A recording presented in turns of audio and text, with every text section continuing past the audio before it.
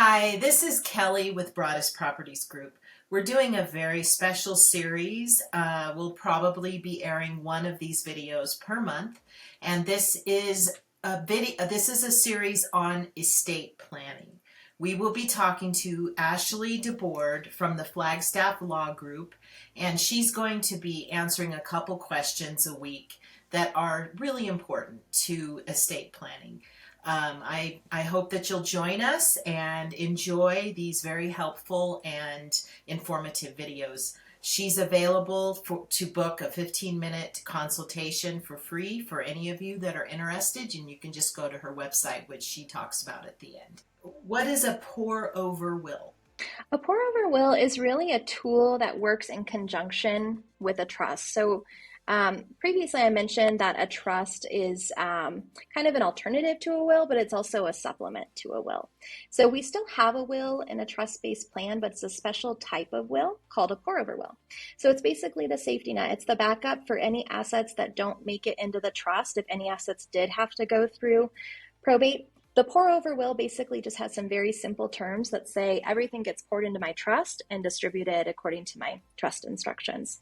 So that keeps everything really private. The will that has to get filed in probate court is a public document, and we don't want all those nitty-gritty details about which beneficiaries are coming into inheritance available on the public record. And so when we have a pour-over will, it really allows us to maintain privacy but still have a backup plan. What is the difference between a will and a living will? So a will typically refers to a last will and testament. So that's the document that gets filed in probate court, and it becomes effective after our death to specify who's in charge of handling our affairs, who receives our property after death, and if we have minor kids, who's going to be entrusted to care for them. Now, a living will is actually something that is effective during our lifetime. And it's basically a set of instructions for how we want our end-of-life care decisions handled. So it will guide our our healthcare agents as well as our doctors to know what our most important decisions are related to our end-of-life care and how we want things to be handled for ourselves in our final moments. Should the person that I pick as my trustee have a background in law or finance?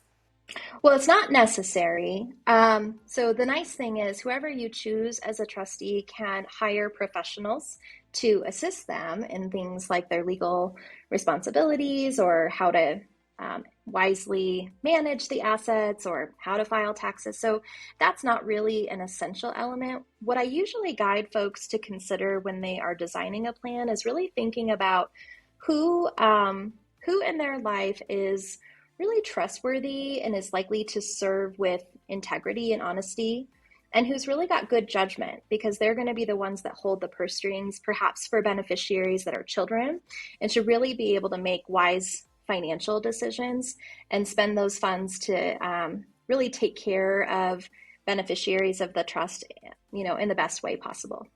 Can my business pay for my estate plan as an allowable business expense? That's a great question.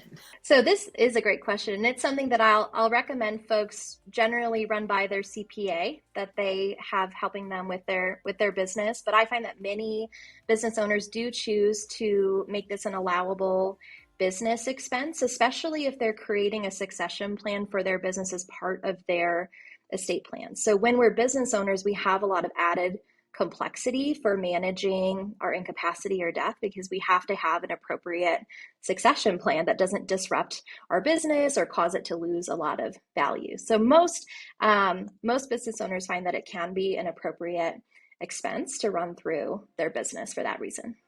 So how does buying or selling my business affect my estate plan? Well, businesses, like any other asset, are going to be something that needs to be properly documented as part of your plan, as an asset that's part of your estate.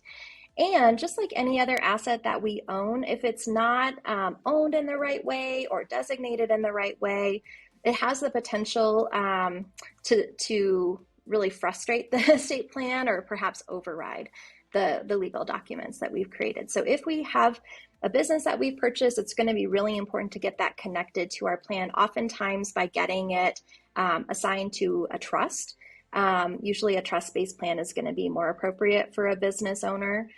because they're not the type of assets that really lend themselves to um, a beneficiary designation after death. So really important that if you do acquire a new business or you're getting ready to sell a business, that you're having a conversation with your estate planning attorney to make sure that those assets are properly accounted for and planned for. You can still sell it. Is that correct? So you have it in the right entity as well, correct? Yeah, so absolutely. Anytime you have a service-based business, there are a lot of different factors that go into considering what form that business should take, how it should be taxed, how it should be set up, how it should connect to your estate plan. And there might be special things that we write into an estate plan to make sure that that business can operate as smoothly as possible if we become incapacitated or when we die. Same for lawyers. We need these types of planning considerations too as service-based businesses. So absolutely, it's a property interest. It's something that has value. It may have saleable value. It may also hold assets such as business bank accounts or contracts or accounts receivable. There's a lot of different online intangible assets. There's a lot of different things that go into that. So it is certainly something that needs to be accounted for. Just one more really important question. So if you have a child that has special needs, would it work the same as you said before? Setting up a trust and that someone would take care of that child with the money through the trust. Is that correct? So when we have children or other beneficiaries with special needs, we want to be really thoughtful about how we plan for their continued care needs. And for many, they will require a lifetime of care.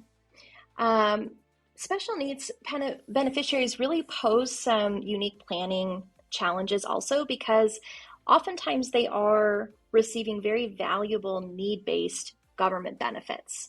And those government benefits are often asset dependent and income dependent, meaning there's a cap on how much you're allowed to own or earn to be continuing to receive those benefits.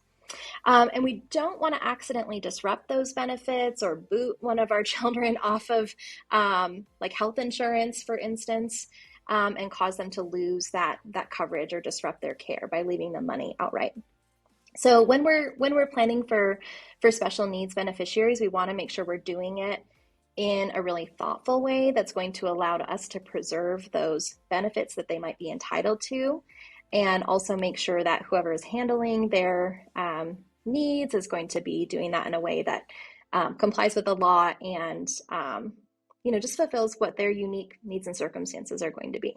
So this involves a lot of complex planning that's really going to be best handled with an attorney that's experienced in special needs planning. So I'm Ashley Debord, and I'm the founding attorney of Flagstaff Law Group. We are a women-owned firm that serves the Northern Arizona community in the areas of estate planning, business law, and elder law. And my practice focuses on serving families and business owners and individuals to create thoughtful and holistic legal plans for the unthinkable that really keep their loved ones out of court and out of conflict.